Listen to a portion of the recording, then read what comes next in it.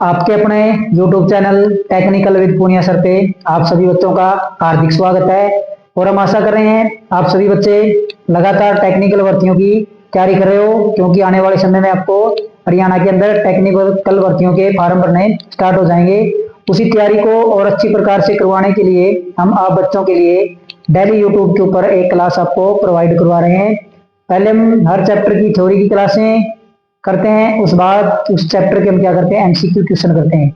तो इसी कड़ी में हमारी आज की जो क्लास है, आज हम पढ़ेंगे डीसी मोटर की ऑब्जेक्टिव टाइप क्लास नंबर 2। इससे पहले हमने डीसी मोटर की एक क्लास पढ़ ली है, आज हमारी डीसी मोटर की क्लास नंबर 2 है। ये क्लास जो बच्चे टेक्निकल भर्तियों की तैयारी कर रहे हैं उनके लिए काफी इंपॉर्टेंट है, और जो बच्चे आईटीआई के अंदर इलेक्ट्रीशियन और वायरमैन ट्रेड से आईटीआई कर रहे हैं उनके लिए भी काफी उपयोगी क्लास है। अगर आपको क्लास देखने के बाद अच्छी लगे तो आप हमारे चैनल को ज्यादा से ज्यादा लाइक करना, शेयर करना और सब्सक्राइब जरूर करना, और हमारे साथ जुड़े रहना और अच्छी अच्छी क्लासों का आनंद आप लेते रहना। तो हम शुरू करते हैं आज की हमारी क्लास। तो इससे पहले हमने कुछ क्वेश्चन कर लिए हैं, आज हम आगे क्वेश्चन करते हैं।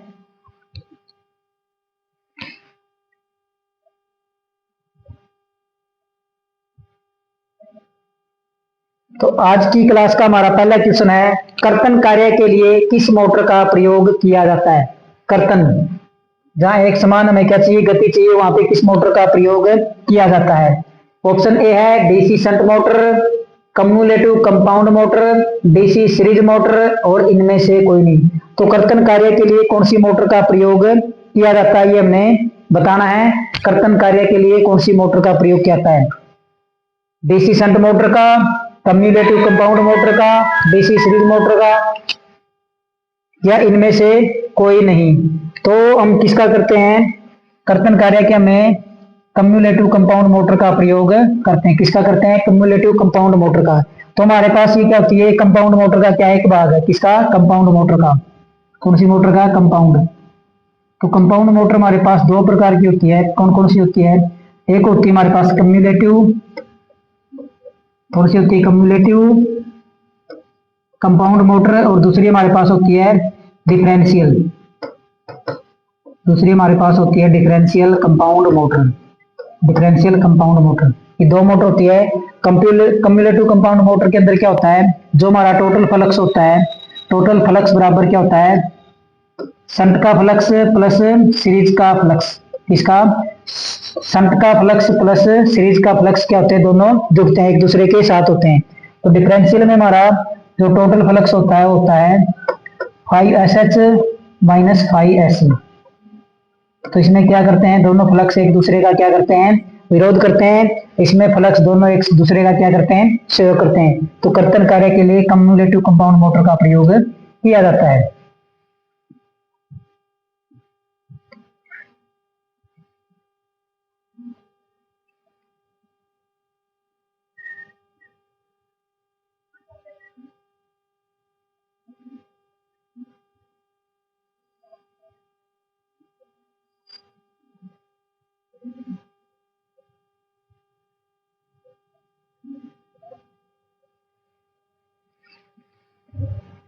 नेक्स्ट है, अचर अभिवाह मोटर कहा जाता है।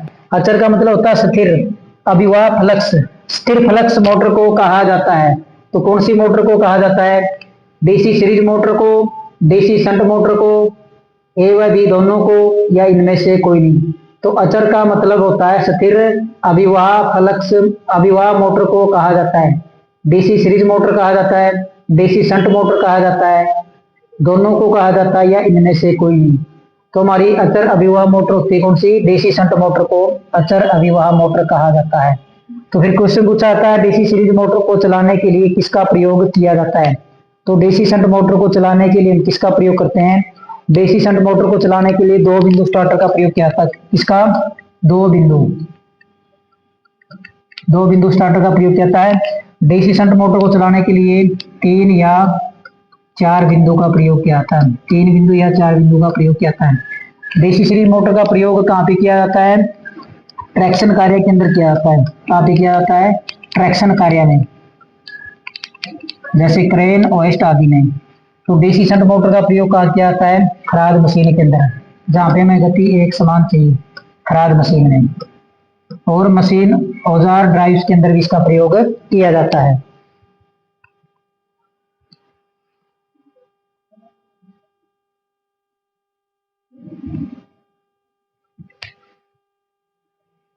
DC shunt motor no load से फुल लोड तक गति में थोड़ा परिवर्तन आता है, परिवर्तन होता है, बाद में गति रहती है। तो ये क्वेश्चन कह रहा है डीसी मोटर जो हमारी होती है, डीसी शंट मोटर है, उसमें जो नो लोड होता है, पहले इसमें जो शुरू में नो लोड होता है और फिर क्या हो जाता है फुल लोड, तो गति में थोड़ा सा अंतर आता है। जैसे जैसे डीसी शंट मोटर का लोड बढ़ता है तो क्या होता है, जो डीसी शंट मोटर की गति क्या थोड़ी सी कम हो जाती है, लेकिन बाद में क्या रहती है, तो ये हमने बताना है। तो हमारे पास क्या होता है, ये गति, और यहाँ पे होता है हमारे पास लोड।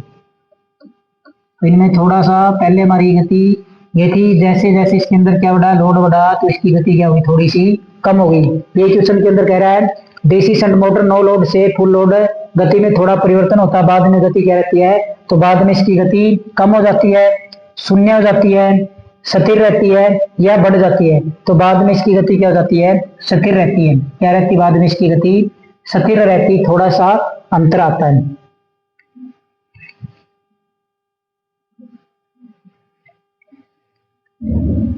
कौन सी डीसी मोटर की गति आर्मेचर धारा पर निर्भर नहीं करती, कौन सी मोटर की गति आर्मेचर धारा के ऊपर निर्भर नहीं करती, DC shunt motor, DC compound motor, DC series motor, या इनमें से कोई नहीं।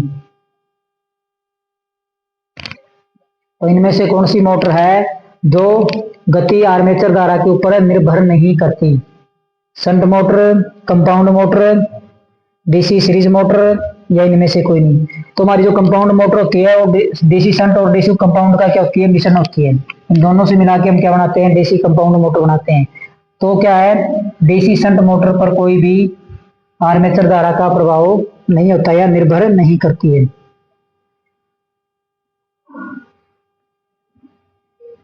डीसी शंट मोटर में फील्ड धारा कम होने पर मोटर की चाल होगी।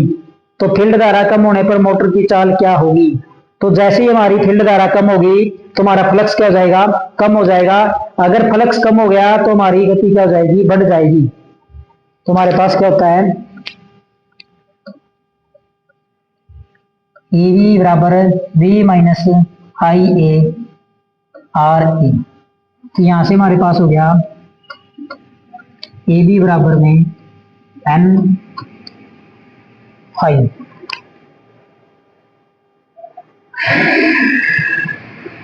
तो यहां से हमने किसके बारे में बताना है, गति के बारे में। तो गति हमारी क्या हो जाएगी, N समानुपाती EV बाई फ्लक्स, क्या हो जाएगी, EV बाई फ्लक्स हो जाएगी, क्या हो जाएगी, EV बाई फ्लक्स। तो हमारी क्या है, डीसी शंट मोटर में फील्ड धारा, ये हमारी क्या होगी, फील्ड धारा कम होगी, तो फील्ड धारा कम होगी तो फ्लक्स हमारा क्या बनेगा, कम बनेगा। कम बनेगा तो हमारी गति क्या हो जाएगी, ज्यादा हो जाएगी। धारा कम होने पर मोटर की चाल क्या होती है, समान रहती है, बढ़ती है, कम हो जाती है, शून्य हो जाती है। तो जैसे ही फील्ड धारा का मान कम होगा मोटर की चाल क्या हो जाएगी, बढ़ जाएगी। क्या हो जाएगी, मोटर की चाल बढ़ जाएगी।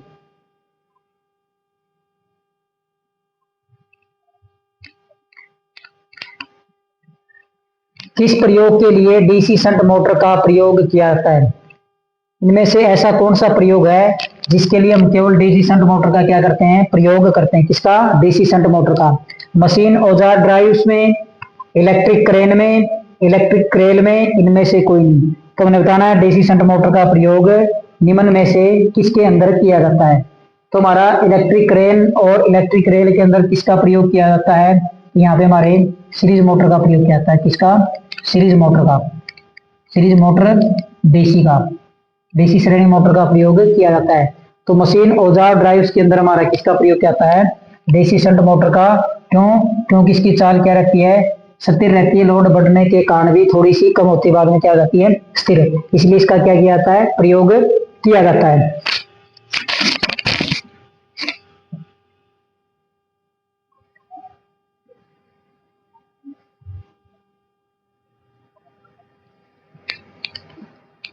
किस प्रकार की मोटर में भारी लोड के लिए, इसके अधिक लोड के लिए फ्लाई व्हील का प्रयोग किया जाता है। तो किस मोटर के अंदर भारी लोड स्थापित होने पर फ्लाई व्हील का प्रयोग किया जाता है? DC series motor, DC shunt motor, DC compound motor, AC series motor. तो कौन सी मोटर का प्रयोग किया जाता है?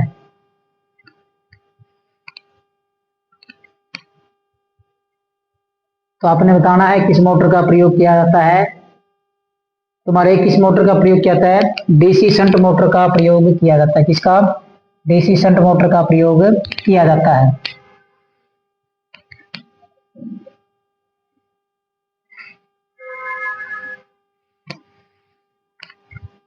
डीसी शंट मोटर का प्रयोग आमतौर पर कहाँ किया जाता है? कौन सी का? डीसी शंट मोटर का प्रयोग आमतौर पर कहाँ पर किया जाता है? क्रेन में, विद्युत ट्रैक्शन में, एलिवेटर में, खराद मशीन में। तो मैं डीसी शंट मोटर का प्रयोग बताना है कहाँ पे किया जाता है। तो डीसी शंट मोटर हमारी क्या होती है? डीसी शंट मोटर को कभी भी लोड के साथ नहीं चलाना चाहिए। अगर आपने शुरू में लोड स्थापित कर दिया तो इसकी फील्ड वाइंडिंग चुंबकीय क्षेत्र स्थापित नहीं कर पाती। तो जब तक हमारी चुंबकीय फील्ड होती है, उसका चुंबकीय क्षेत्र स्थापित नहीं होता, तब तक हमने क्या इसके साथ लोड को नहीं जोड़ना चाहिए। और डीसी शंट मोटर को चलाने के लिए 3 बिंदु या 4 बिंदु स्टार्टर का प्रयोग किया जाता है। डीसी शंट मोटर का प्रयोग आमतौर पर कहाँ किया जाता है? क्रेन में डीसी सीरीज मोटर का प्रयोग किया जाता है। डीसी सीरीज का, इसका क्या आता है? डीसी सीरीज मोटर का। विद्युत ट्रैक्शन में भी डीसी सीरीज मोटर का प्रयोग किया जाता है, डीसी सीरीज का। एलिवेटर में कम्युलेटिव कंपाउंड मोटर का प्रयोग किया जाता है। तो खराद मशीन के अंदर डीसी कंपाउंड मोटर का प्रयोग किया जाता है, जहाँ पे हमें क्या भाई? गति स्थिर चाहिए। तो वहां पे खराद मशीन के अंदर डीसी शंट मोटर का प्रयोग किया जाता है।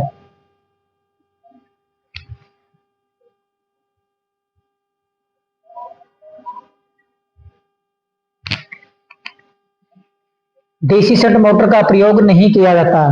तो इनमें से किसके अंदर डीसी शंट मोटर का प्रयोग नहीं किया जाता? खराद मशीन के अंदर चाहिए एक समान स्पीड चाहिए हमें। वुडन वर्किंग मशीन के अंदर भी इसका प्रयोग किया जाता है। मशीन टूल के अंदर भी इसका प्रयोग किया जाता है। इलेक्ट्रिक क्रेन के अंदर इसका प्रयोग नहीं किया जाता। तो इलेक्ट्रिक क्रेन के अंदर किस मोटर का प्रयोग किया जाता है? तो इसके अंदर जिस मोटर का प्रयोग किया जाता है कौन सी होती है? DC series motor. इसका किया जाता है, डीसी सीरीज मोटर का प्रयोग किया जाता है। DC series motor.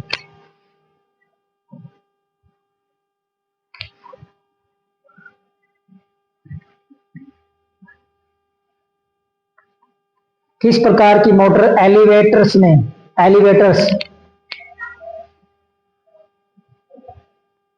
किस प्रकार की मोटर एलिवेटर्स में उपयोग की जाती है? तो एलिवेटर्स के अंदर कौन सी मोटर का प्रयोग किया जाता है? Differential compound motor, shunt motor, cumulative compound motor, series motor. तो एलिवेटर्स होते हैं हमारे उद्वाहक, जो हमारी क्या होती है? सीढ़ियां होती है, जैसे स्वचालित, ऐसे हमारे कहते हैं एलिवेटर्स होते हैं। तो उसके अंदर कौन सी मोटर का प्रयोग किया जाता है एलिवेटर्स के अंदर? तो वहां पे क्या है? चाहे लोड कितना भी स्थापित हो या उसके ऊपर लोड स्थापित ना हो, उसकी गति हमेशा क्या रहती है? एक समान रहती है। बिना लोड के भी उतनी गति पे चलती है और लोड के ऊपर भी उसी गति से चलती है। तो हमारी कौन सी मोटर होती है एलिवेटर्स के अंदर? तो कौन सी मोटर का प्रयोग किया जाता है?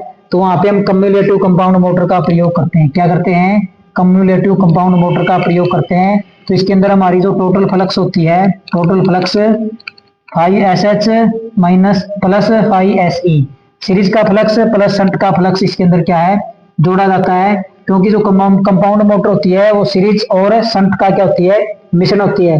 तो डिफरेंशियल मोटर क्या होती है? तो डिफरेंशियल मोटर के अंदर क्या होती है? ये एक दूसरे का क्या करती है?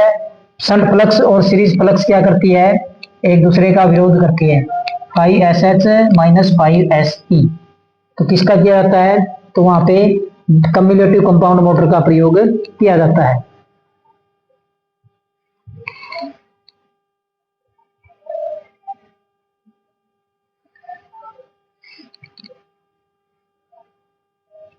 यदि सीरीज फ्लक्स उसी दिशा में हो जिसमें शंट फ्लक्स है तो मोटर कौन सी होगी?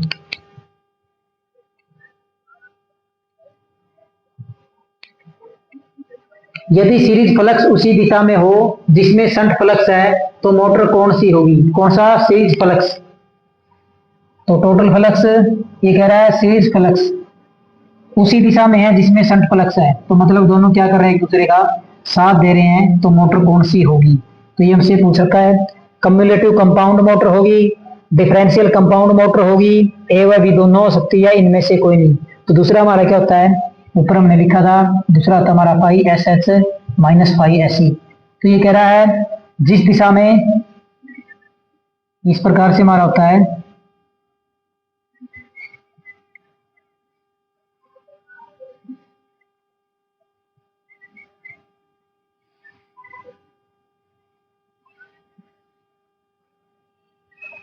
तो ये क्या है कि क्या कह रहा है, दोनों एक ही दिशा में हमारे क्या है, दोनों एक ही दिशा में है, जिस दिशा में सीरीज फ्लक्स है उसी दिशा में क्या है, शंट फ्लक्स है। तो कह रहा है मोटर कौन सी होगी, तुम्हारी मोटर कौन सी होती है, जो दो एक दूसरे का क्या करती है, साथ देती, तुम्हारी कौन सी होती है, कम्युलेटिव कंपाउंड मोटर होती है। कौन सी होती है, कम्युलेटिव कंपाउंड। अगर दोनों विपरीत दिशा में, तो हमारे पास कौन सी होगी, डिफरेंशियल कंपाउंड मोटर होगी।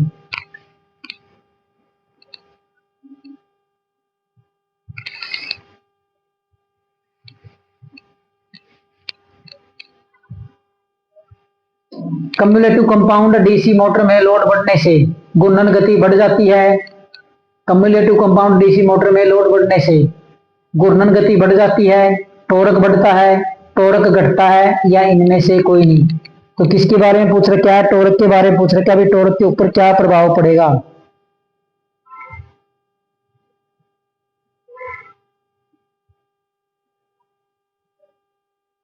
तुम्हारा क्या है, कम्युलेटिव कंपाउंड डीसी मोटर में लोड बढ़ने से टॉर्क क्या जाता है, बढ़ जाता है। क्या जाता है, टॉर्क बढ़ जाता है। क्या हो जाता है, टॉर्क बढ़ जाता है। ऑप्शन नंबर बी, टॉर्क बढ़ता है।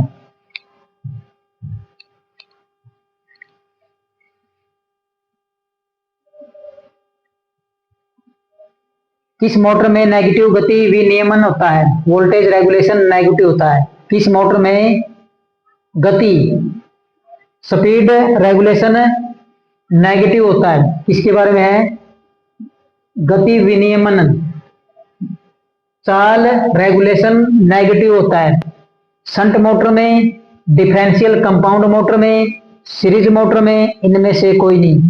तुम्हारे किसके अंदर होता है, ये हमने बताना है, किस मोटर में नेगेटिव गति विनियमन होता है। तो गति विनियमन नेगेटिव किसमें होगा, phi S H minus phi S E. तो ये हमारे पास कौन सी होती है, ये हमारे पास होती है डिफरेंशियल कंपाउंड मोटर, जो कंपाउंड मोटर का क्या है, एक भाग है।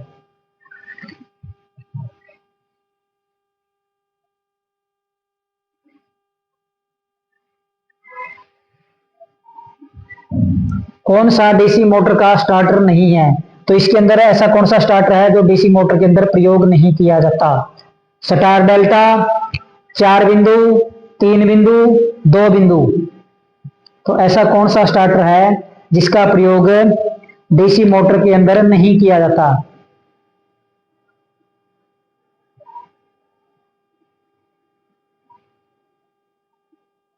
तो हमारा कौन सा स्टार्टर होता है, जो हमारे पास स्टार डेल्टा स्टार्टर होता है, हमारे किसका होता है, एसी मोटर के लिए प्रयोग किया जाता है। किसके लिए, एसी के लिए। इस मोटर के लिए प्रयोग किया जाता है, एसी के लिए।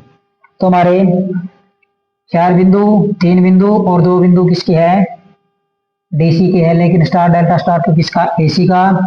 3 बिंदु और 4 बिंदु का प्रयोग किया जाता है डीसी शंट मोटर, इसके लिए किया जाता है डीसी शंट और कंपाउंड के लिए। इसके लिए क्या आता है, डीसी शंट और कंपाउंड के लिए। 2 बिंदु का क्या आता है, डीसी सीरीज के लिए, इसके लिए डीसी सीरीज के लिए। तो 4 पॉइंट का प्रयोग क्यों किया जाता है, 3 बिंदु में ट्रिपिंग दोष को दूर करने के लिए। 3 बिंदु में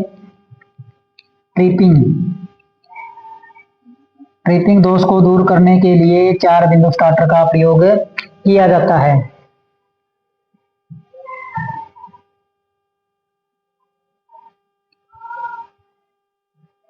डीसी मोटर में स्टार्टर का कार्य, तो स्टार्टर का कार्य पूछा है, डीसी मोटर के अंदर स्टार्टर का कार्य क्या होता है। तो डीसी मोटर को स्टार्ट करने के लिए हम स्टार्टर का प्रयोग करते हैं, लेकिन एक और प्रयोग के लिए हम स्टार्टर का प्रयोग करते हैं, तो कौन सा है, फ्लक्स को बढ़ाना। अगर फ्लक्स को बढ़ाना तो स्टार्टर का प्रयोग किया जाता है। आरंभिक प्रतिरोध बढ़ाने के लिए, आरंभिक धारा बढ़ाने के लिए, आरंभिक प्रतिरोध कम करने के लिए। तो हमारे पास क्या होता है, जो स्टार्टर होता है वो स्टार्टिंग धारा को कम करने के लिए प्रयोग किया जाता है, या प्रारंभिक धारा को बढ़ाने के लिए प्रयोग किया जाता है, या प्रतिरोध को बढ़ाने के लिए प्रयोग किया जाता है, या फ्लक्स को बढ़ाने के लिए प्रयोग किया जाता है। तो हमारा जो प्रतिरोध होता है उसका कारण होता है हमारे पास जो हमारी आर्मेचर होती है उसका प्रतिरोध क्या होता है, 1 ओम से कम होता है, तो उसके अंदर धारा क्या जाएगी, ज्यादा जाएगी। इसलिए आरंभिक प्रतिरोध बढ़ाने के लिए हम किसका प्रयोग करते हैं, स्टार्टर का प्रयोग करते हैं, ताकि अधिक धारा जाने के कारण उसका क्या ना हो, तो वाइंडिंग हो, जले ना। आरंभिक प्रतिरोध बढ़ाने के लिए तो धीरे धीरे जैसे जैसे मोटर हमारी गति बढ़ती रहती है, हम प्रतिरोध को सर्किट से बाहर करते जाते हैं। क्या करते हैं, धीरे धीरे सारे सर्किट से प्रतिरोध को बाहर कर देते हैं, फिर मोटर हमारी क्या हुई, फुल स्पीड के ऊपर चलने लग जाती है।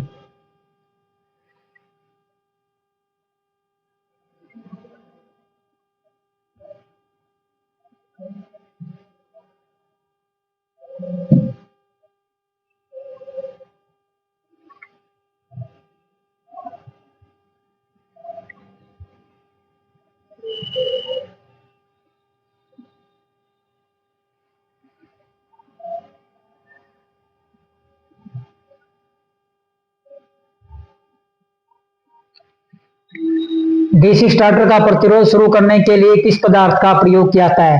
तो जो हमारे पास डीसी स्टार्टर होता है उसके अंदर जो प्रतिरोध प्रयोग करते हैं वो किस चीज का बना होता है, यूरेका का, मैग्लीन का, नाइक्रोम का, या तांबे का। तो हमने बताना है किस चीज का बना होता है। डीसी स्टार्टर का प्रतिरोध शुरू करने के लिए किस पदार्थ का प्रयोग किया जाता है, यूरेका का किया जाता है, मैग्लीन का किया जाता है, नाइक्रोम का किया जाता है, या तांबे का। तो हम किसका प्रयोग करते हैं, उसके लिए हम किसका प्रयोग करते हैं, यूरेका प्रतिरोध का प्रयोग किया जाता है।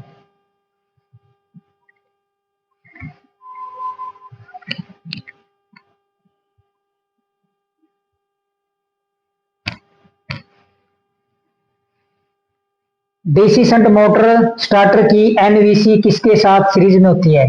तो एनवीसी हमारे पास क्या होती है, एनवीसी होती है हमारे पास 9 वोल्ट क्वाइल होती है, 9 वोल्ट क्वाइल।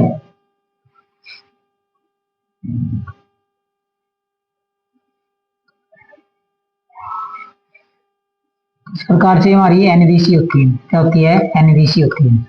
इसके अंदर जब सप्लाई आती है तो ये जो एंडल बना होता है और एंडल के साथ ही सॉफ्ट आयरन पीस लगा होता है, इसके अंदर फिट हो जाता है। जब इसके अंदर क्या आती है, धारा आती है, तो धारा आती है तो इसके अंदर क्या बनता है, चुंबकीय क्षेत्र बन जाता है। क्या बन जाता है, चुंबकीय क्षेत्र बन जाता है। और ये चुंबकीय क्षेत्र इस हैंडल को अपनी ओर क्या है, खींच के रखता है। तो कह रहा है तो ये एनवीसी होती है हमारी, ये किसके साथ सीरीज में होती है, किस सीरीज में पूछ रहा है भाई, किसके साथ सीरीज में होती है, तो हमने ये बताना है। लाइन की होती है, सीरीज वाइंडिंग की होती है, आर्मेचर वाइंडिंग की होती है, या फील्ड वाइंडिंग की होती है। तो किसके साथ सीरीज में जुड़ी होती है, एनवीसी 9 वोल्ट क्वाइल।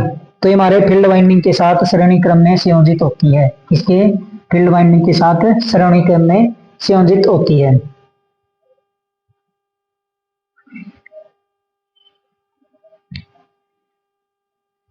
एनवीसी के साथ एक ऑन ऑफ स्विच को कहा जाता है। कह रहा जो एनवीसी के साथ एक ऑन ऑफ स्विच लगा होता है उसको क्या कहा जाता है, रिवर्स स्टार्टर कहा जाता है, चुंबकीय स्टार्टर कहा जाता है, तापीय स्टार्टर कहा जाता है, या इनमें से कोई नहीं। एनवीसी के साथ ऑन ऑफ स्विच को कहा जाता है रिवर्स स्टार्टर, चुंबकीय स्टार्टर, तापीय स्टार्टर, इनमें से कोई नहीं। तो 9 वोल्ट कोइल के साथ कौन सा जुड़ा होता है, तो 9 वोल्ट कोइल के अंदर हमारा क्या बनता है, चुंबकीय क्षेत्र बन जाता है। क्या बनता है, चुंबकीय क्षेत्र बनता है, उसको हम क्या कहते हैं, चुंबकीय स्टार्टर बोलते हैं। क्या बोलते हैं, चुंबकीय स्टार्टर। और इस एनवीसी के अंदर तब तक चुंबकीय क्षेत्र रहेगा जब तक इसके अंदर क्या चलेगी, धारा चलेगी। जैसे इसके अंदर है धारा आनी बंद हो जाएगी, इसका चुंबकीय क्षेत्र समाप्त हो जाएगा और जो एंडल है वो क्या चला जाएगा, अपनी ऑफ स्थिति के अंदर चला जाएगा और मोटर क्या हो जाएगी, बंद। उसके बाद अगर हमें मोटर को चलाना है तो दोबारा स्टार्टर का प्रयोग करना पड़ेगा। इसके अंदर ऑटोमेटिक मोटर नहीं चलती सप्लाई आने के बाद।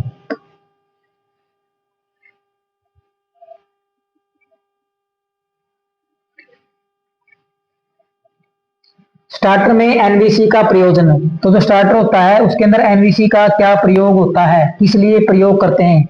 वोल्टेज को बढ़ाने के लिए, वोल्टेज को घटाने के लिए, चुंबकीय प्रयोजन के लिए, यांत्रिक सहायता देने के लिए।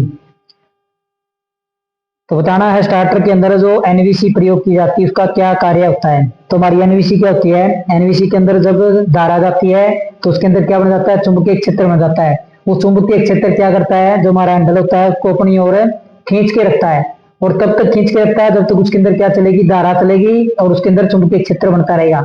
जैसे ही उसके अंदर धारा आनी बंद होगी तो क्या कर देगा? चुंबकीय क्षेत्र समाप्त हो जाएगा और हैंडल ऑन स्थिति से ऑफ स्थिति के अंदर चला जाएगा। तो स्टार्टर के अंदर जो एनवीसी का प्रयोजन होता है वह चुंबकीय प्रयोजन के लिए प्रयोग किया जाता है। इसके लिए चुंबकीय प्रयोजन के लिए इसका प्रयोग किया जाता है।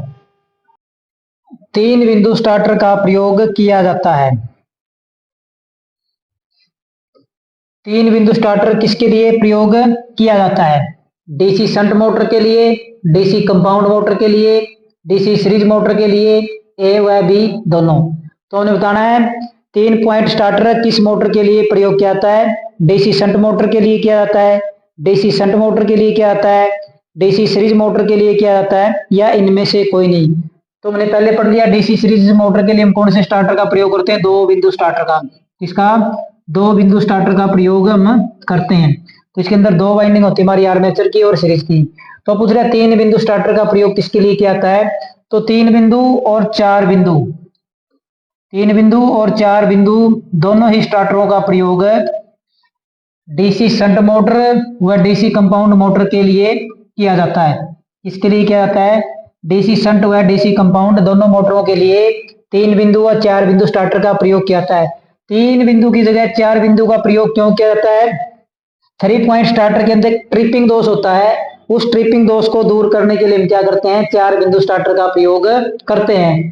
तो 3 पॉइंट और 4 पॉइंट दोनों का प्रयोग हम डीसी शंट व डीसी कंपाउंड मोटर के लिए करते हैं।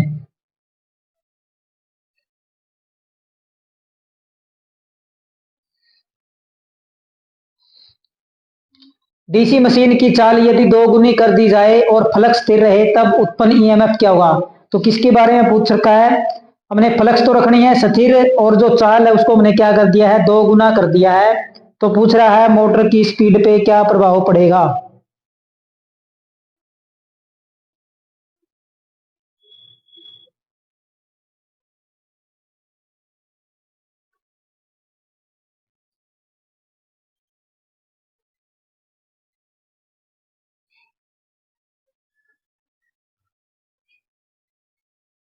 तो क्या कह रहा है? डीसी मशीन की चाल को दोगुना कर दिया।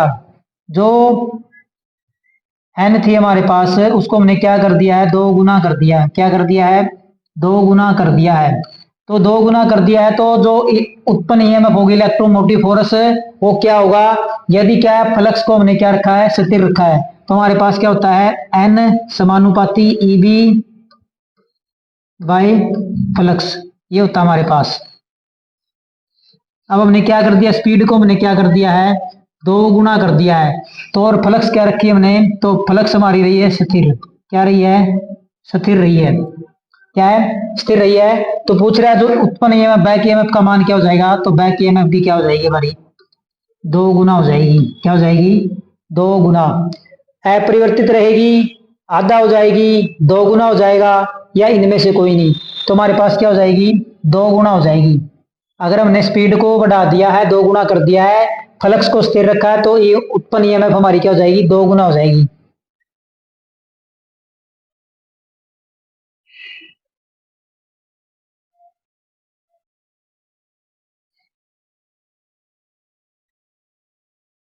नेक्स्ट है एक डीसी मोटर की लोड सहित चाल 1350 आरपीएम है और पूर्ण लोड पर चाल 1150 आरपीएम है, तो वोल्टेज रेगुलेशन होगा। तो किसके बारे में पूछ रखा? वोल्टेज रेगुलेशन के बारे में पूछ रखा, क्या होगा? तो उन्हें किसके बारे में बताना है? वोल्टेज रेगुलेशन के बारे में क्या होगा। तो हमारे पास क्या होता है?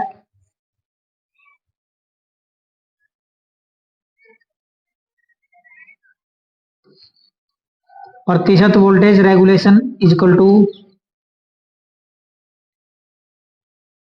ये वोल्टेज रेगुलेशन नहीं है, स्पीड रेगुलेशन आएगा यहाँ पे। क्या आएगा? चाल रेगुलेशन क्या आएगा, चाल रेगुलेशन आएगा। तो चाल का क्या रेगुलेशन होता है हमारे पास, तो होता है हमारे पास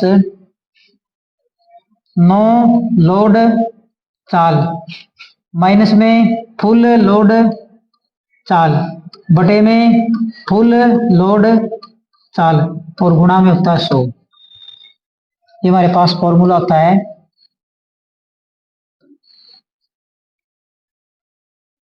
तो इसके अंदर रख लेते हैं हम लोड सहित चाल कितनी है 1350।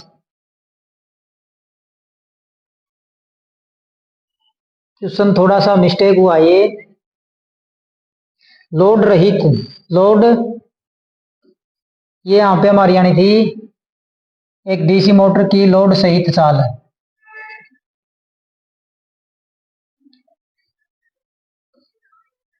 लोड रहित बिना लोड के चाल थी 1350 आरपीएम। क्या थी, बिना लोड के जो चाल थी वो 1350 आरपीएम है। कितनी है, रहित बिना लोड के 1350 आरपीएम है और फुल लोड पे 1150 आरपीएम है। तो चाल रेगुलेशन होगा तो हमारे पास क्या होगा, कितनी है 1350 माइनस में 1150 बटे में 1150 और गुणा में 100। गुणा में कितने हो गए 100। अब इसमें से निकालें तो हमारे पास कितना आ गया, ये आ गया 200। कितना आ गया 200 बटे 1150 गुणा में 100। जीरो से जीरो कैंसिल होगी, 5 पे काटेंगे 2 पे कट गया, 5 पे काटेंगे 2 3, 5 दूनी 10, 1 बच गया, 5 ये 15। ये हो गया हमारे पास 400। 400 को 23 से भाग करेंगे तो हमारे पास कितना आ गया, 23 से कम 23 कितने बच गए 17, 170 हो गए। तो 23 पंजा 115 और 15 और 46 161, 7 पे गया। कितने पे गया 7 पे, 7 ये कितने बचे हमारे पास 170 बच गए हैं। यहाँ से 23 17 और 0 तो 7 ये 21 हासिल लगी 2, 7 दूनी 14 और 2 16, 161 बटे में कितने बच गए 9। आगे पॉइंट भागने जा रहा है तो पॉइंट लग गया तो 0 होगी। 23 दूनी 46, 23 69, 23 चौके 92 तो 23 ये 69, 3 पे गया 69 हो गए। तो कितने बच गए 21, फिर भागने जा रहा है तो 0 होगी। तो 23 सत्ता 161, 184, 184 में 23 जोड़ेंगे 8 9 कितने पे जाएगा 9 पे। तो हमारे पास कितनी आई है 17.39। तो ऑप्शन नंबर ए 17.40% हमारे क्या ही है। हमारे पास क्या थी, एक डीसी मोटर थी, उसकी लोड रहित चाल बिना लोड के चाल थी 1350 आरपीएम, पूर्ण लोड पर चाल थी 1150 आरपीएम। तो चाल रेगुलेशन पूछा था हमसे क्या होगा। तो ये हमारा क्वेश्चन है। इसके बाद नेक्स्ट हमारा क्वेश्चन है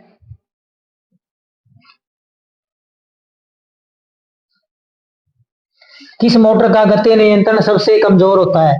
तो ऐसी कौन सी मोटर है जिसका गति नियंत्रण सबसे कमजोर होता है। DC shunt motor, DC compound motor, DC series motor, DC shunt motor, differential compound motor, cumulative compound motor. तो इनमें से ऐसी कौन सी मोटर है जिसका गति नियंत्रण सबसे कमजोर है। तो हमारी कौन सी होती है, जो हमारी डीसी सीरीज मोटर होती है उसका गति नियंत्रण क्या होता है सबसे कमजोर होता है। क्या होता है, डीसी सीरीज मोटर का गति नियंत्रण क्या होता है सबसे कमजोर।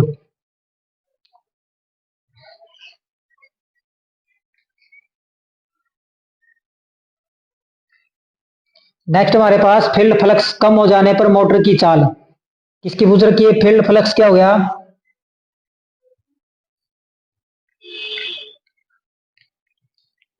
फील्ड फ्लक्स क्या हो गया कम हो जाने पर मोटर की चाल।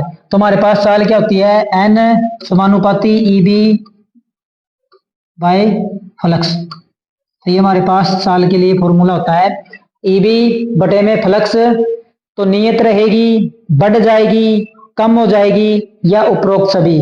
तो क्या होगा हमारे पास, जब हमारी क्या होगी, फील्ड फ्लक्स का मान क्या हो गया है, कम हो गया है, तो हमारे पास चाल क्या होगी, तो फील्ड फ्लक्स क्या होगी हमारे पास, फील्ड फ्लक्स हमारे पास क्या होगी, कम हो गई है, तो चाल हमारी क्या हो जाएगी, ज्यादा, क्योंकि ये क्या होती है, एन समानुपाती 1 बाय फ्लक्स। तो फ्लक्स की क्या होती है, उल्टे अनुपात में होती है, फ्लक्स क्या हो गई है, कम हो गई, तो चाल हमारी क्या हो जाएगी, बढ़ जाएगी। Option number A B.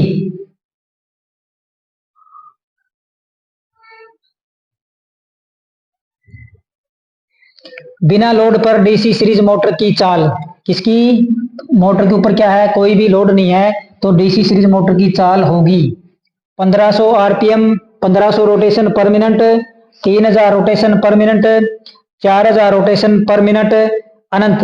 ये हमारे पास क्या है, RPM rotation per minute, rotation per minute या रिवोल्यूशन पर मिनट। तो एक मिनट के अंदर कितने चक्कर लगाती है, 1500 चक्कर लगाएगी, 3000 चक्कर लगाएगी, 4000 चक्कर लगाएगी या अनंत, जिसकी कोई सीमा नहीं होती।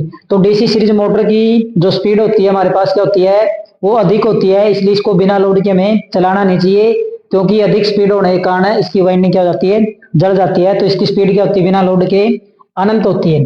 क्या होती है, बिना स्पीड के बिना लोड की इसकी स्पीड क्या होती है, अनंत।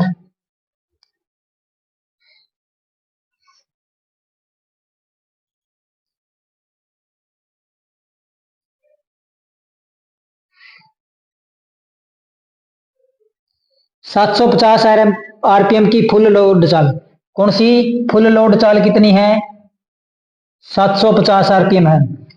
10% चाल विनियमन वाली, तो जो चाल रेगुलेशन हमारे पास कितना है, 10% है वाली डीसी मोटर का, डीसी मोटर की नो लोड चाल, क्या पूछ रखा हमें, मोटर की नो लोड चाल पूछ रखा है। तो हमारे पास जो फॉर्मूला होता है हमारे पास प्रतिशत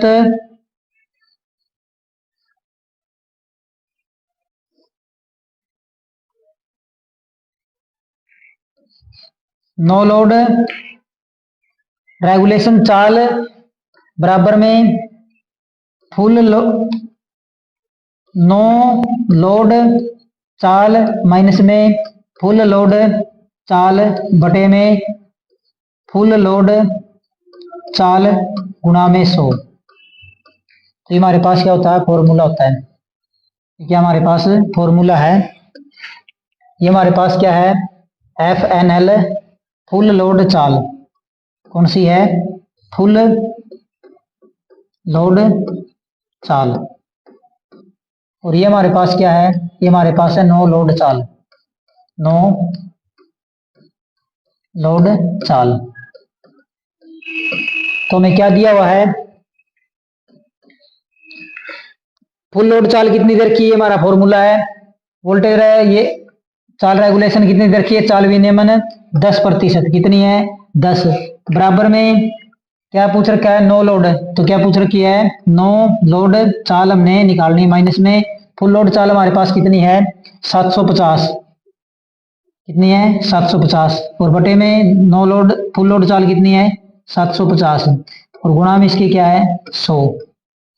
तो जीरो से जीरो कैंसिल होगी, इस जीरो से ये जीरो कैंसिल होगी, तो हमारे पास क्या हो गया, यहाँ पे बच गया हमारे पास 75 is equal to no load चाल माइनस में 750, कितने हो गए, 750 हो गए।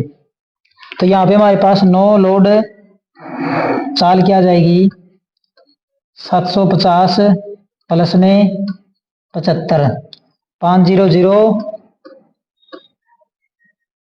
5 और 7 12, 1 7 और 1 8, 825 आरपीएम, कितनी आएगी, 825 आरपीएम। तो हमें एक तो दिया हुआ था भाई, चाल रेगुलेशन दिया हुआ था 10%, और फुल लोड पे चाल दी हुई थी 750 आरपीएम। तो हमसे पूछ क्या रखा था, हमसे पूछ रखी थी बिना लोड के चाल कितनी होगी, तो बिना लोड के जो हमारी चाल होगी कितनी होगी, वो हमारे पास हो जाएगी 825 आरपीएम, कितनी हो जाएगी, 825 आरपीएम, कितनी, 825 आरपीएम।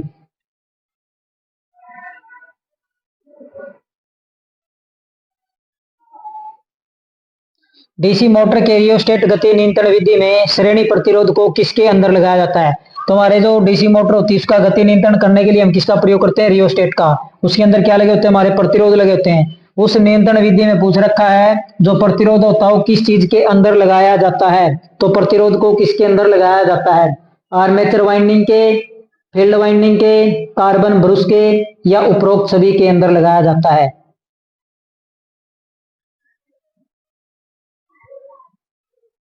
जो रियोस्टेट के अंदर जो प्रतिरोध लगाया होता है वो किस चीज के अंदर स्थापित किया जाता है? आर्मेचर वाइंडिंग के, फील्ड वाइंडिंग के, कार्बन ब्रश के, या उपरोक्त सभी के? तो हमारी आर्मेचर वाइंडिंग का प्रतिरोध क्या होता है? कम होता है, इसलिए उसके अंदर धारा क्या होती है?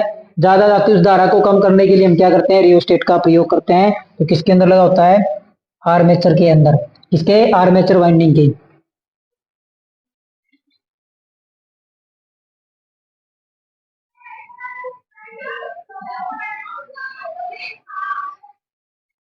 डीसी सीरीज मोटर की चाल किस पद्धति द्वारा नियंत्रित की जा सकती है?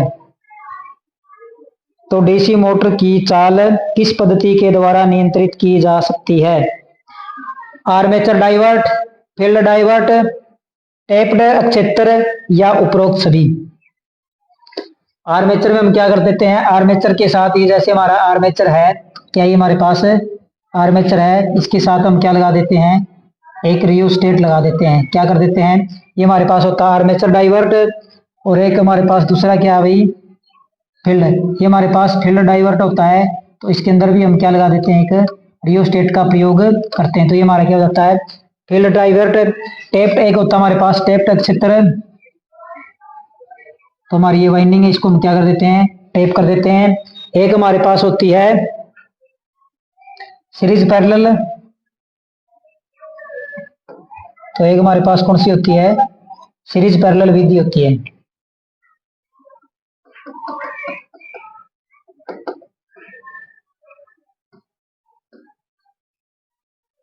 एक हमारे पास क्या होती है? सीरियल पैरेलल विधि। और एक पांचवी हमारे पास होती है सप्लाई वोल्टेज। कौन सी? Supply voltage. सप्लाई वोल्टेज द्वारा। तो ये हमारे पास क्या है? इस प्रकार से हम क्या करते हैं? डीसी सीरीज मोटर की गति नियंत्रण करने के लिए 1, 2, 3, 4 और 5 विधियों का प्रयोग करते हैं। कितने का आप करते हैं? 5 विधियों का। और ऑप्शन नंबर डी हमारा क्या हो जाएगा? राइट। ऑप्शन डी हमारा क्या हो जाएगा? Right answer.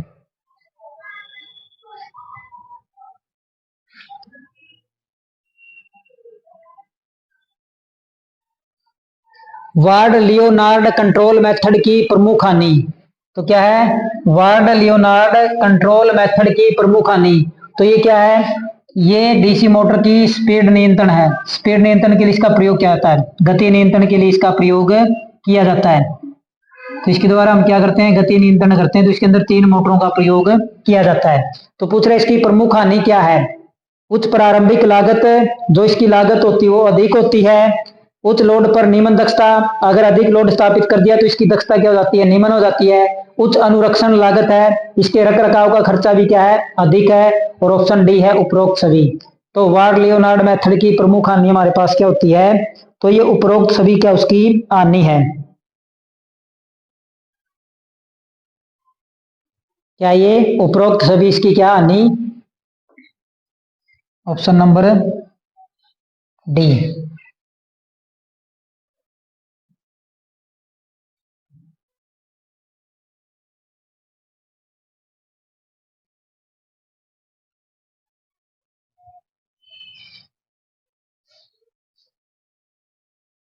कौन सी गति नियंत्रण विधि दोनों दिशाओं में डीसी शंट मोटर की गति नियंत्रण करने में सक्षम है? तो ऐसी कौन सी विधि है जिसका प्रयोग डीसी शंट मोटर को दोनों दिशाओं में गति नियंत्रण करने के लिए किया जाता है? फील्ड डाइवर्ट विधि, आर्मेचर प्रतिरोध नियंत्रण विधि, वार्ड लियोनार्ड विधि, इनमें से कोई नहीं।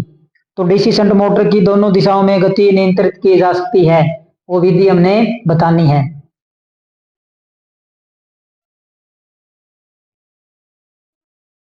काफी इंपॉर्टेंट क्वेश्चन है ये। क्वेश्चन जो प्रीवियस ईयर के एग्जाम हुए हैं जितने भी टेक्निकल, उन सभी भर्तियों के अंदर ये क्वेश्चन पूछे हुए हैं, तो काफी इंपॉर्टेंट है। अगर ये क्लास आपको अच्छे प्रकार से समझ में आए तो आप हमारे चैनल को ज़्यादा से ज़्यादा लाइक, शेयर और सब्सक्राइब करना, और हमारे साथ ऐसी ही अच्छी अच्छी क्लासों का आनंद आप लेते रहना, और अपनी तैयारी को और मजबूत करके इस बार आप सरकारी नौकरी जरूर प्राप्त करो, ऐसी हमें आशा और विश्वास आपके ऊपर। तो कौन सी विधि गति नियंत्रण की जाती है? तो वार्ड लियोनार्ड विधि क्या होती है? दोनों दिशाओं में क्या कर सकती है? गति को नियंत्रित कर सकती है। ऑप्शन नंबर सी।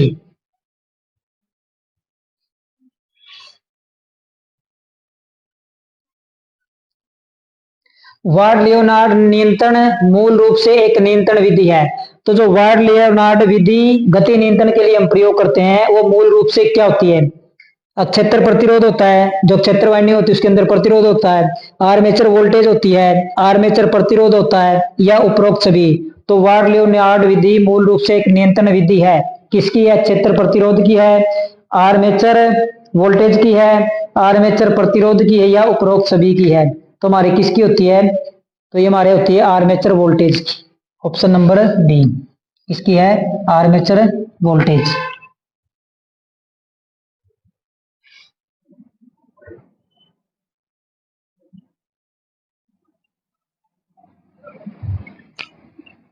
डीसी ड्राइव की गति नियंत्रण के लिए कौन सी विधि अधिक दक्षता और उच्च वोल्टेज रेगुलेशन देती है? तो कौन सी विधि उच्च दक्षता देती है और अच्छा वोल्टेज रेगुलेशन देती है?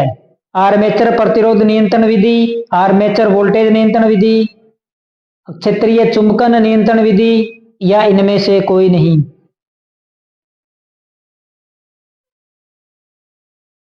तो कौन सी देती है हमारे पास? तो हमारे पास कौन सी देती है? आर्मेचर वोल्टेज नियंत्रण विधि। कौन सी? आर्मेचर वोल्टेज नियंत्रण विधि देती है।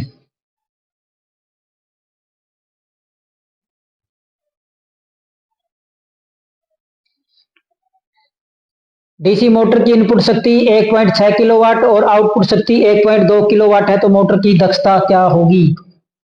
तो दक्षता हमारे पास क्या होती है?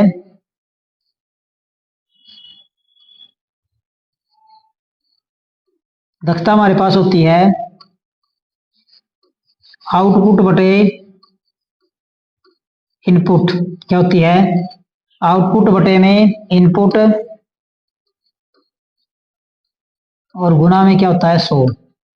कितना होता है? 100। ये हमारे पास क्या होती है? दक्षता होती है। तो आउटपुट हमारे पास कितनी है? 1.2, 12 मान लेते हैं। कितनी है? 12। और इनपुट कितनी है? 16 है।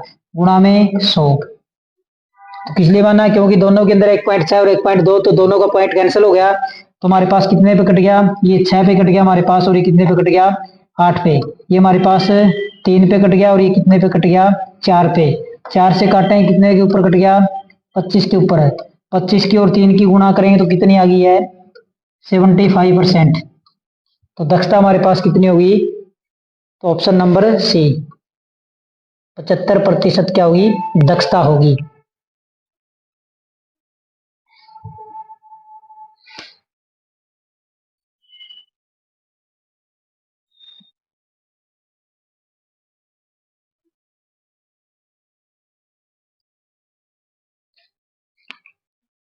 5 एचपी से छोटी डीसी मोटर में सामान्यतः होते हैं। तो जो 5 एचपी से छोटी डीसी मोटर होती है उनमें सामान्यतः कितने पोल होते हैं? 4 पोल होते हैं, 6 पोल होते हैं, 8 पोल होते हैं, 2 पोल होते हैं। तो 1 एचपी बराबर कितने होते हैं हमारे पास? 1 एचपी बराबर होते हैं 746 वाट। कितने? 1 एचपी बराबर होते हैं 746 वाट। एचपी होता है और्स पावर, तो 746 वाट होते हैं। तो सामान्यतः कितने पोल होते हैं? तो सामान्यतः उसके अंदर 2 पोल होते हैं। कितने होते हैं? 2 पोल।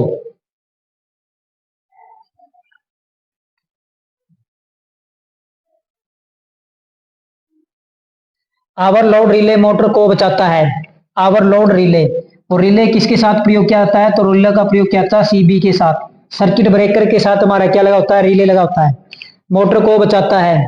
ओवरलोड रिले मोटर को बचाता है, अधिक वोल्टेज से बचाता है, अधिक लोड से बचाता है, अधिक धारा से बचाता है, या उपरोक्त सभी से बचाता है।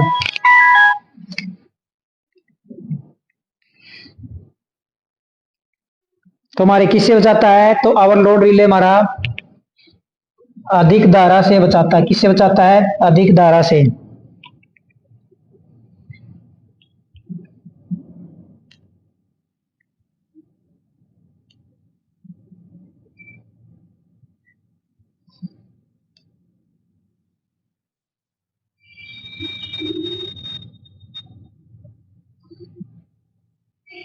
थर्मल ओवरलोड रिले स्टार्टर में मोटर की रक्षा के विरुद्ध के लिए प्रदान किया जाता है। तो थर्मल ओवरलोड रिले होता है वो स्टार्टर में मोटर की किसके विरुद्ध सुरक्षा के लिए प्रदान किया जाता है? तो ये हमने बताना है किसकी सुरक्षा के लिए प्रदान किया जाता है। ऑप्शन ए है शॉर्ट सर्किट से, ऑप्शन बी है ओपन सर्किट से, ऑप्शन सी है कम वोल्टेज से और ऑप्शन डी है अधिक करंट से। तो किससे बचाने के लिए हम मोटर के अंदर ओवरलोड या थर्मल रिले का प्रयोग करते हैं? तो अधिक करंट से। किससे? अधिक करंट से बचाने के लिए थर्मल रिले का प्रयोग किया जाता है।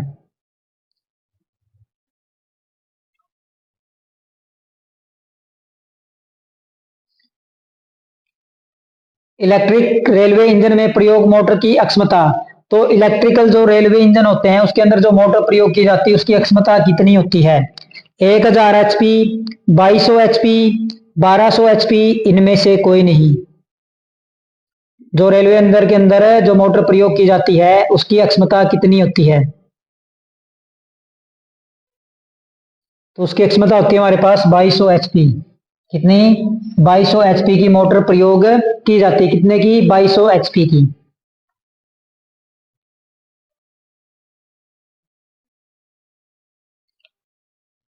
टेप मोटर कनेक्शन के लिए सबसे उपयुक्त है।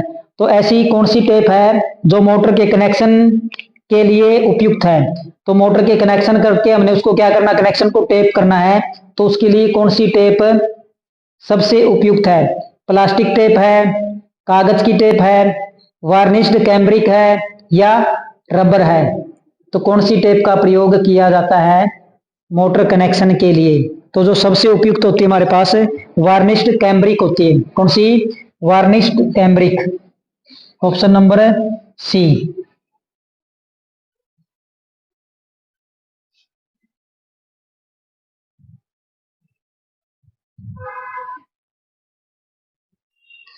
अगर मोटर शाफ्ट पुली ढीली हो जाए तो क्या होगा? तो हमारे पास क्या होती है? पुली या शाफ्ट होती है, इसके ऊपर हमारी क्या है? रोटर स्टेटर वे स्थापित किए जाते हैं। तो कह रहा है अगर ये शाफ्ट ढीली हो गई है तो मोटर क्या होगी? मशीन शोर करेगी, मशीन चलेगी नहीं, मशीन स्पार्किंग के साथ चलेगी या इनमें से कोई नहीं। तो अगर मोटर की पुली या शाफ्ट ढीली हो जाए तो मोटर क्या करेगी?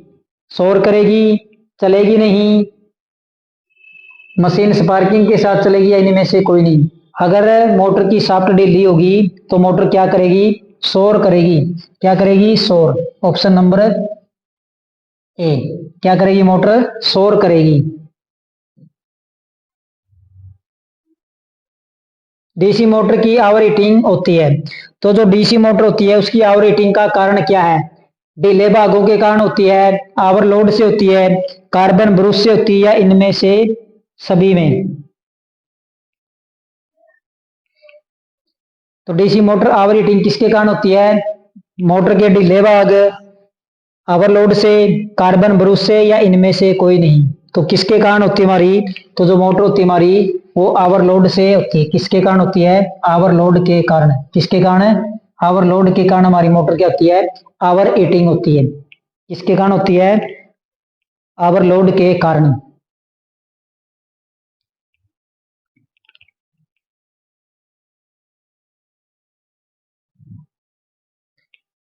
इलेक्ट्रिक मोटर में फ्यूज का उद्देश्य है।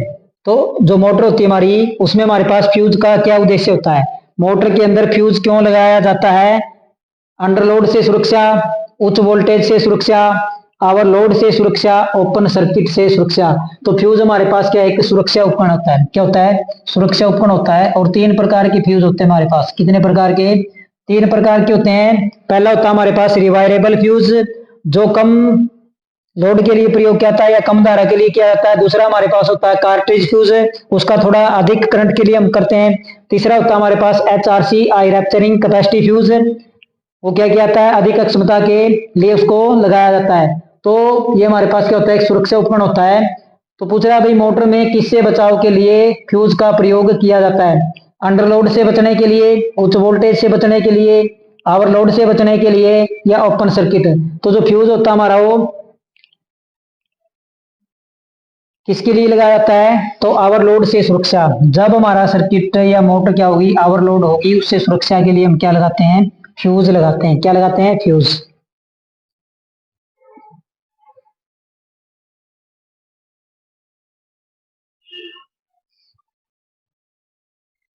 नेक्स्ट है डीसी शंट मोटर के घूमने की दिशा बदली जा सकती है। तुम्हारे पास क्या है, डीसी शंट मोटर है। कौन सी है, डीसी शंट मोटर है। और डीसी शंट मोटर के अंदर हमारे पास दो वाइंडिंग होती है। कौन कितनी वाइंडिंग होती है, दो वाइंडिंग होती है हमारे पास। कितनी, दो वाइंडिंग होती है। पहले तो हमें इन वाइंडिंगों की पहचान करनी होती है, कौन कौन सी होती है। तो हमारे पास कितनी होती है, दो वाइंडिंग होती है। तो इन वाइंडिंग की पहचान करने के लिए हमारे पास होता है एक टेस्टिंग लैंप। क्या होता है, टेस्टिंग लैंप। यहाँ पे हमारे पास ये न्यूट्रल सप्लाई है और ये हमारे पास क्या है, फेज सप्लाई है। तो हम इसकी चेकिंग कैसे करते हैं, तो इसको चेक करने के लिए भाई कौन सी सीरीज वाइंडिंग है, कौन सी आर्मेचर है और कौन सी फील्ड वाइंडिंग है। तो इसमें हम क्या करते हैं, जो हमारा बल्ब के जो दो टर्मिनल होते हैं उसका एक तार तो यहाँ पे लगाते हैं इस पे, और दूसरा तार एक अलग से लेके यहाँ पे लगाते हैं। अब एक तार तो ये हो गया और एक ये तार हो गया हमारे पास। अब इसको अगर हमने चेक करना है तो कैसे करेंगे, पहले लगाएंगे इस पॉइंट के ऊपर एक तार हमने लगा के छोड़ दिया। अब इस तार को इसके ऊपर लगाएंगे, यहाँ पे लगाएंगे, तो लैंप क्या नहीं होगा, ऑन नहीं होगा, क्योंकि सर्किट पूरा नहीं है। फिर हम क्या करेंगे, इसको यहाँ से हटा के क्या कर देंगे, यहाँ से हटा के अगर हमने इस पे लगाया तो भी ये क्या नहीं होगा, सर्किट पूरा नहीं होगा। फिर हम क्या करेंगे, यहाँ से हटा के इसको यहाँ पे लगा देते हैं। क्या कर देते हैं, यहाँ से हटा के यहाँ पे लगा देते हैं। बाई चांस क्या हो गया, हमारा लैंप क्या हो गया, ऑन। क्या हो गया, ऑन। क्या हो गया, लैंप हमारा ऑन हो गया। लैंप क्या हो गया, ऑन। जिस दो तारों के ऊपर लैंप ऑन होता है, किसकी बात है, शंट मोटर की। किसकी, शंट मोटर की। जिन दो टर्मिनल के ऊपर लैंप ऑन होता है उसका मतलब होते हैं आर्मेचर के कनेक्शन। किसके, आर्मेचर के। क्योंकि आर्मेचर का प्रतिरोध क्या होता है, कम होता है, तो इसलिए आर्मेचर के कनेक्शन के ऊपर लैंप क्या हो जाएगा, ऑन हो जाएगा। फिर हमारे दो ये बच के हमारे पास ये किसके हो जाएंगे, ये हमारे पास हो जाएंगे किसके, फील्ड के। किसके सिरे हो जाएंगे, दो फील्ड के। और फील्ड के ऊपर जब हम लैंप लगाएंगे तो लैंप हमारा क्या नहीं देगा, रोशनी नहीं देगा, क्योंकि इसका प्रतिरोध क्या होता है, ज्यादा होता है। तो ये कह रहा है डीसी शंट मोटर के घूमने की दिशा बदली जा सकती है शंट फील्ड टर्मिनल बदलकर। कह रहा है जो इसके जो तार हैं इनको बदलकर। दूसरी कह रहा है आर्मेचर के टर्मिनल बदलकर, इस आर्मेचर के टर्मिनल बदलकर बदल सकते हैं। तीसरी है आर्मेचर या फील्ड वाइंडिंग में से एक के टर्मिनल बदलकर, या डी इनमें से कोई नहीं। तो हमने डीसी शंट मोटर की अगर घूमने की दिशा बदलनी है तो हमने क्या करना पड़ेगा, या तो हमें आर्मेचर के कनेक्शन चेंज करने पड़ेंगे, या फील्ड वाइंडिंग के कनेक्शन चेंज करके ही हम क्या कर सकते हैं, उसके घूमने की दिशा बदल सकते हैं। या तो हमें क्या करना पड़ेगा भाई, आर्मेचर के कनेक्शन बदलने पड़ेंगे, या किसके, फील्ड वाइंडिंग के में से किसी एक के टर्मिनल बदलकर हम क्या कर सकते हैं, इसके घूमने की दिशा बदल सकते हैं।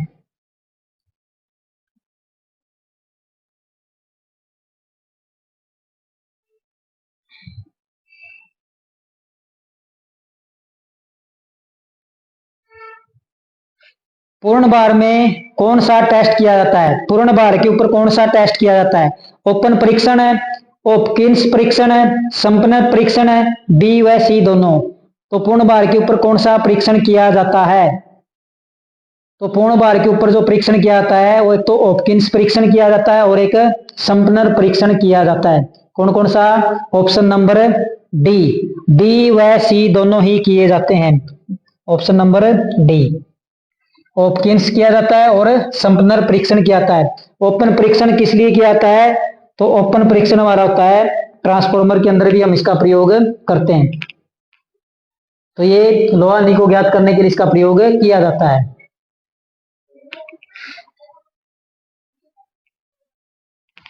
स्विनबर्ग परीक्षण के दौरान लोहा हानि मानी जाती है। तो स्विनबर्ग परीक्षण के दौरान लोहा हानि नहीं मानी जाती है। स्थिर, शून्य, एकक, परिवर्तनशील। तो लोहा हानि हमारी क्या होती है? अस्थिर हानि होती है। क्या होती है? अस्थिर हानि होती है। तो लोहा हानि नहीं मानी जाती। तो क्या नहीं मानी जाती? तो लोहा हानि को क्या नहीं मान सकते हम? स्थिर नहीं मान सकते। क्या नहीं मान सकते? स्थिर नहीं मान सकते। ऑप्शन नंबर ए।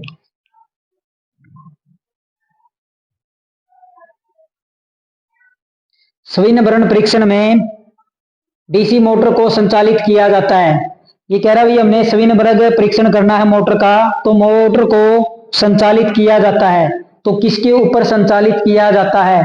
फुल लोड पर संचालित किया जाता है, नो लोड पर संचालित किया जाता है, ऑफ लोड पर संचालित किया जाता है, या इनमें से कोई नहीं। तो किसके ऊपर हम संचालित करते हैं मोटर को? तो हमने स्विनबर्ग परीक्षण करना हो तब हम मोटर को क्या करते हैं? नो लोड पर संचालित करते हैं। किसके ऊपर करते हैं? नो लोड के ऊपर संचालित करते हैं। Option number B, no load पर क्या करते हैं? संचालित करते हैं।